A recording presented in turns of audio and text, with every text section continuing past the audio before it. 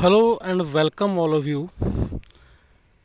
My name is Jasbir Singh, your social science teacher. तो जो आज का हमारा ये वीडियो है ये क्लास 10th हिस्ट्री के chapter second nationalism in India के ऊपर है। तो आज का हमारा टॉपिक रहेगा नेशनलिज्म इन इंडिया। इसमें थोड़ा हम इंट्रोडक्शन लेंगे पहले चैप्टर की और थोड़ा बैकग्राउंड देखेंगे इंडिया में जो नेशनलिज्म है उसके बारे में। कुछ घटनाक्रम हैं, जो घटनाएं हैं, जो इम्पोर्टेंट इवेंट इंडिया में घटे जिनके कारण इंडिया में नेशनलिज्म जो है वो पॉसिबल हो पाया और लोग यूनाइट हो पाए, उनके ऊपर हम इस वीडियो में ब्रीफली डिस्कस करने वाले हैं। तो आप सब ने इस वीडियो को बड़े ध्यान से देखना है। So let's start the video. तो हमारा आज का टॉपिक है नेशनलिज्म इन इंडिया। तो नेशनलिज्म, जैसे कि पिछला जो हमने चैप्टर डिस्कस किया था rise of nationalism in Europe, उसमें नेशनलिज्म को डिस्कस किया गया था। उसमें बताया गया था कि नेशनलिज्म क्या है। तो जो नेशनलिज्म है वो नेशन से बना है। नेशन शब्द जो है वो नेटस से बना है, और जो नेटस है वो उसका मतलब है कि एक ऐसा एरिया जिसके अंदर लोग किसी बिलोंगिंगनेस के कारण या किसी कॉमन चीज़ के कारण रहते हो, जैसे common culture, common identity, common language, common caste, common religion या कॉमन हिस्ट्री। तो इंडिया जो है यहाँ वैसे तो ये मल्टी कम्युनिटी कंट्री है। कई सारी कम्युनिटीज़ इंडिया में रहती हैं, अलग अलग लैंग्वेज यहाँ बोली जाती है, लोगों का कल्चर भी डिफरेंट है, लेकिन फिर भी हम भारतीय जो हैं, हम इंडियन हैं जो एक हैं, क्योंकि हमारा जो हिस्ट्री है वो कॉमन है।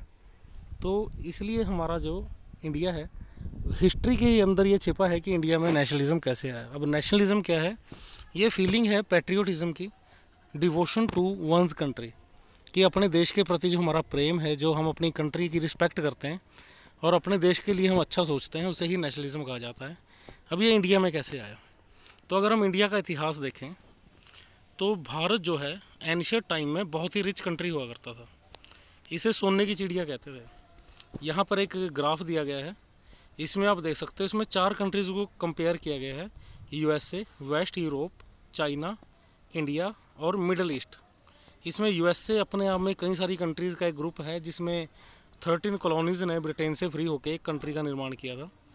वेस्ट यूरोप में कई सारे देश हैं जो बहुत लंबे समय तक जिन्होंने डोमिनेट किया वर्ल्ड को। चाइना आज के टाइम में बहुत ही स्ट्रॉन्ग कंट्री है। इंडिया भी एक ऐसा देश है जो बहुत अपने आप को तरक्की के रास्ते पे ले जा रहा है। और मिडल ईस्ट में वो देश आ जाते हैं जो ऑयल प्रोड्यूसिंग कंट्रीज़ हैं और जिनका भी वर्ल्ड हिस्ट्री में अहम रोल रहा है। अब यहाँ पर ये जो अलग अलग कलर की लाइनें हैं, जैसे कि जो सबसे पहले यूएसए है उसको डार्क ब्लू लाइन रिप्रेजेंट करती है, लाइट ब्लू लाइन जो है वो वेस्ट यूरोप को, रेड लाइन चाइना को, ऑरेंज लाइन इंडिया को और ग्रीन लाइन मिडल ईस्ट को रिप्रेजेंट करती है। अब ये जीडीपी है, ग्रॉस डोमेस्टिक प्रोडक्ट। जीडीपी को हम इकोनॉमिक में थोड़ा डिटेल में पढ़ेंगे, लेकिन यहाँ मैं आपको इतना बता दूं कि जो जीडीपी है वो एक कंट्री की टोटल इनकम होती है। तो यहाँ पर देखो कि वर्ल्ड की टोटल इनकम में यहाँ पर कितने परसेंट पर्टिकुलर कंट्री का योगदान था, ये दिखाया गया है। तो इसमें हम देखते हैं कि शुरुआत में जब इंडिया जो है उसका जीडीपी में सबसे ज़्यादा रोल था वर्ल्ड के अंदर, पूरे वर्ल्ड इकॉनमी में, लेकिन बाद में डाउन चलता चला गया। और अगर हम वेस्ट यूरोप को देखें तो 1870s तक 0% पे था वेस्ट यूरोप, लेकिन बाद में उसने एक साथ जब इंडस्ट्रियल रिवोल्यूशन हुई तो बूम किया। तो इसको थोड़ा अपने डिटेल में देख लेना, और अगर इसका लाइट सा थोड़ा सा भी आपको समझ में आ गया तो इनफ है। इस ग्राफ को दिखाने का मतलब यही है कि जो इंडिया है वो पुराने समय में बहुत ही रिच कंट्री था। अब ये जो कुछ डायनेस्टीज़ यहाँ दी गई हैं, जैसे कि ये है सबसे पहली स्लाइड में गुप्त एम्पायर है। ये जितना ब्लू एरिया यहाँ दिखाया गया है, इतने एरिया में गुप्त राजाओं का, चंद्रगुप्त मौर्य, चंद्रगुप्त का, समुद्रगुप्त का, इनका राज था। सेकंड स्लाइड में दिल्ली सल्तनत को दिखाया गया है, उनका एरिया दिखाया गया है यहाँ पे, जो 1335 के आसपास जब दिल्ली सल्तनत का राज होता था। जितना भी ये भारत रेड कलर में दिखाया गया, इतने में दिल्ली सल्तनत के समय में एक साम्राज्य था। और अगर हम मौर्यन एम्पायर को देखें तो उस वक्त तो सबसे ज़्यादा एरिया पे जो है इंडियन साम्राज्य का कंट्रोल था। इसमें हमारी सीमाएं भारत की अफ़गानिस्तान तक फैली थी। ये चंद्रगुप्त मौर्य के टाइम की डायनेस्टी है, अशोक के टाइम की डायनेस्टी है, और 265 के टाइम पे इतना हमारा भारत हुआ करता था। तो भारत एक बड़ा ही मेजर एरिया था, और उसके कारण भारत की जो समृद्धि थी वो बहुत ज़्यादा थी। और इतना ज़्यादा रिच होने के कारण जो है विदेशी ताकतों की नज़र भारत पे पड़ी, और भारत पे कई सारे अटैक किए गए। जैसे सबसे पहले मिडिल ईस्ट के कुछ राजाओं ने इंडिया पे अटैक किए, जैसे कि हम मोहम्मद गौरी, मोहम्मद गजनवी का जिक्र करते हैं, तैमूर का जिक्र करते हैं, या बाबर भी उनमें से एक था। या फिर हम देखते हैं कि चंगेज़ खान जो मंगोलिया, जो चाइना के नॉर्थ में पड़ता है, उन्होंने भी इंडिया पे अटैक किए और इंडिया को कई बार लूटा, लेकिन फिर भी इंडिया रिच कंट्री बना रहा। फिर क्या होता है, जब ब्रिटेन में या यूरोप में इंडस्ट्रियल रेवोल्यूशन होती है, तो यूरोप के कई देश बहुत ही पावरफुल हो जाते हैं, और अब वो दूसरे देशों पे कंट्रोल करने की सोचते हैं।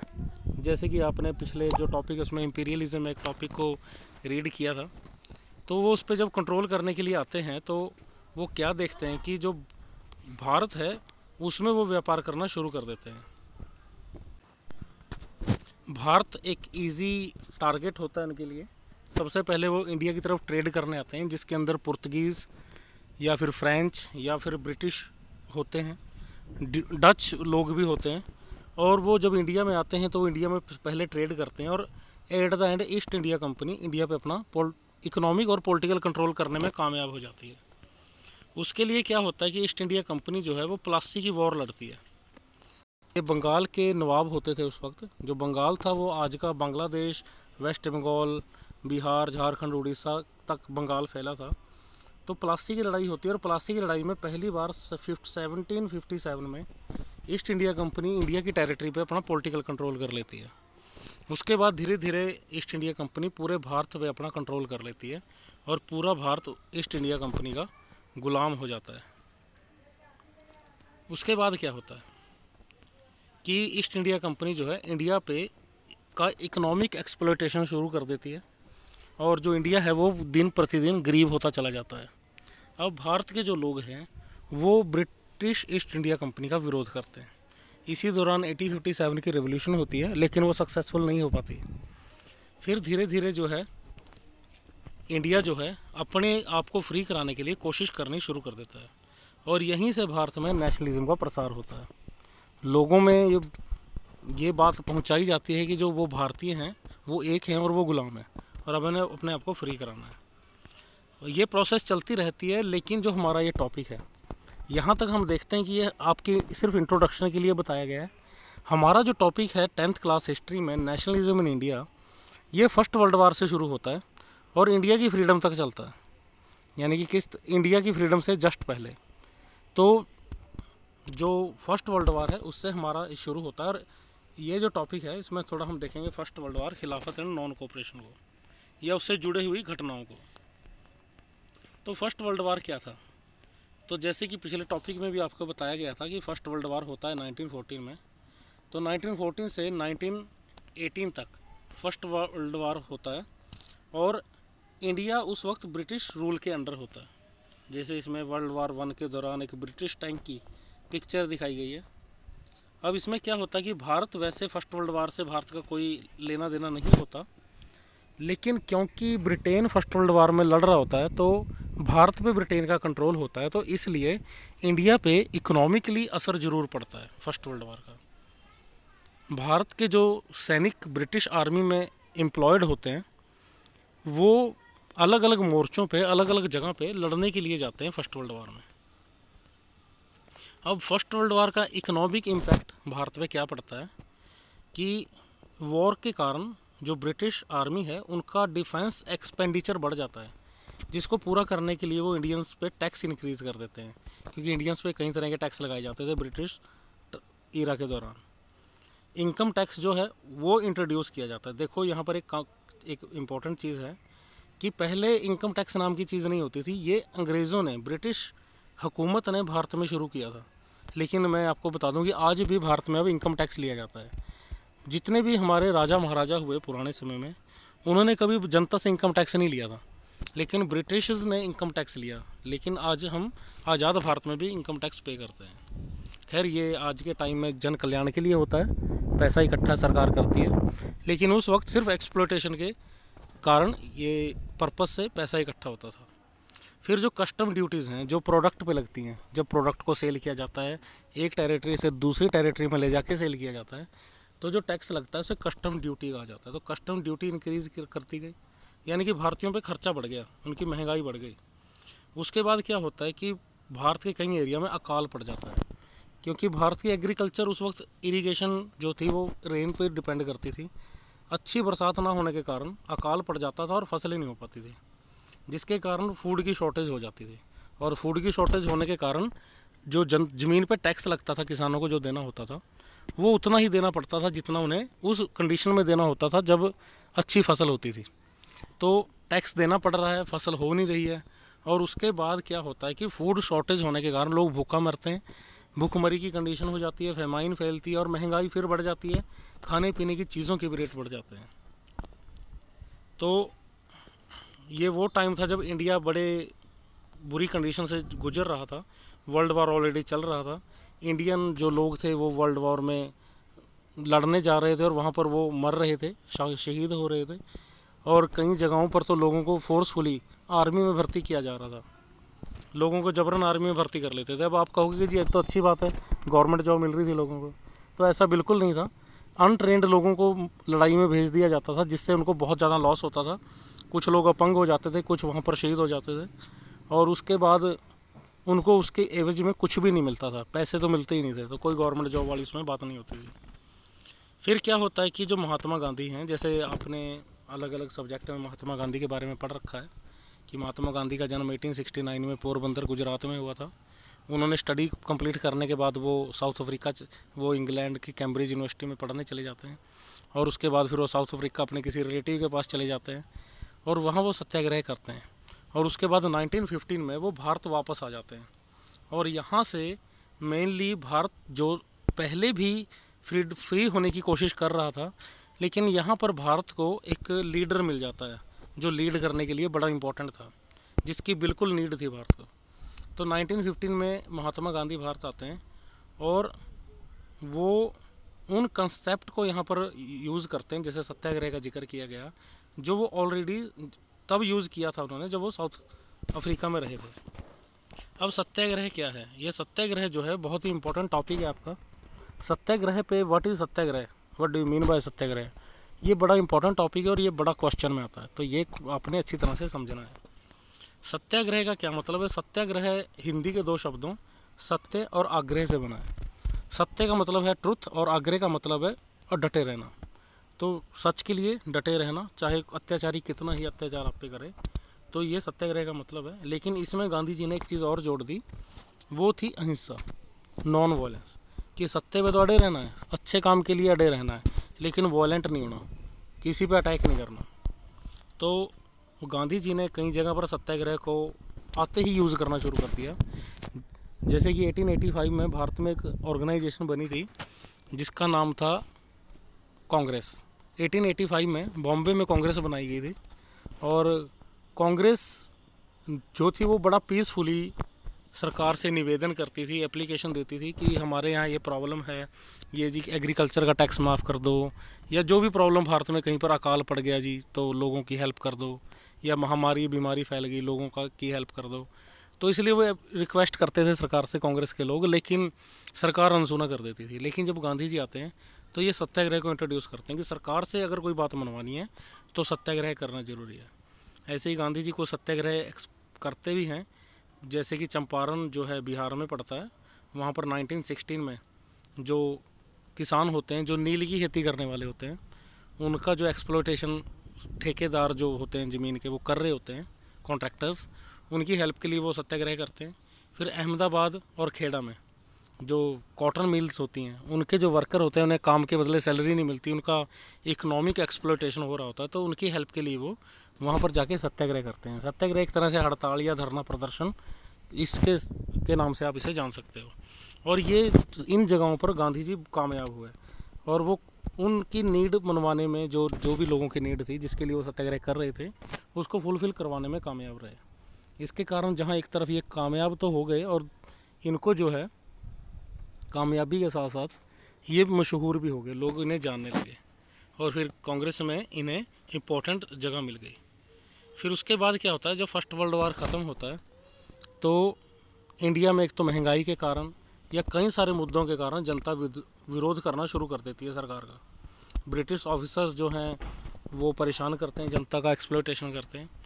तो सेकंड वर्ल्ड वार के बाद, वैसे first world war, sorry second बोल दिया मैंने, फर्स्ट वर्ल्ड वार में जो ब्रिटिश हैं वो भारतीयों से प्रॉमिस करते हैं कि इंडियन उनका साथ दें और बदले में वो इंडियंस को स्वराज देंगे। स्वराज यानी कि सेल्फ रूल, एक ऐसा राज जहाँ पर इंडियंस को रिक्रूट किया जाएगा, इंडिया का कोई लोगों का एक्सप्लॉयटेशन नहीं होगा।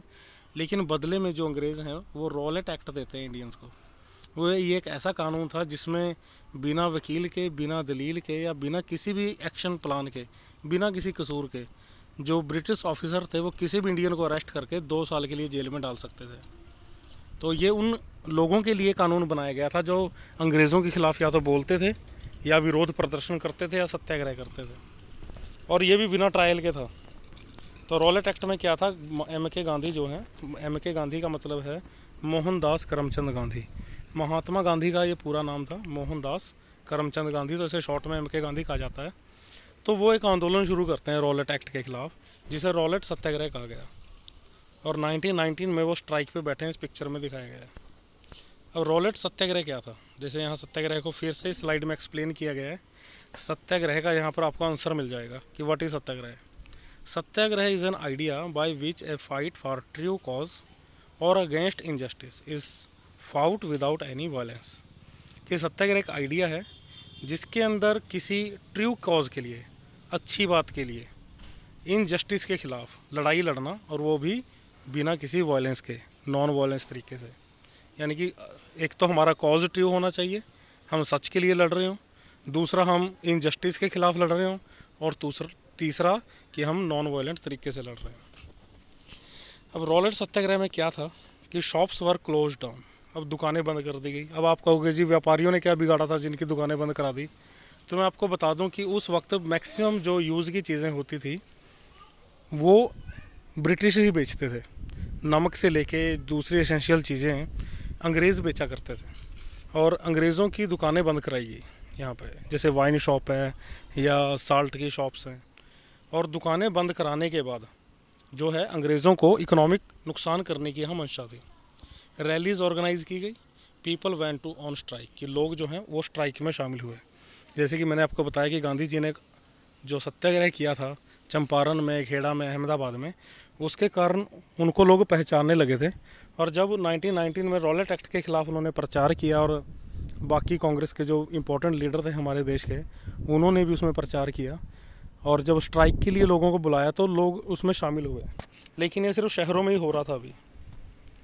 तो इसमें क्या हुआ, सरकार ने रॉलेट एक्ट को क्रश करने के लिए, दबाने के लिए, रॉलेट सत्याग्रह को दबाने के लिए एक कानून बनाया कि अलग अलग एरियाज़ में जहाँ जहाँ लोग ज़्यादा आंदोलन कर रहे थे वहाँ मार्शल लॉ लगा दिया।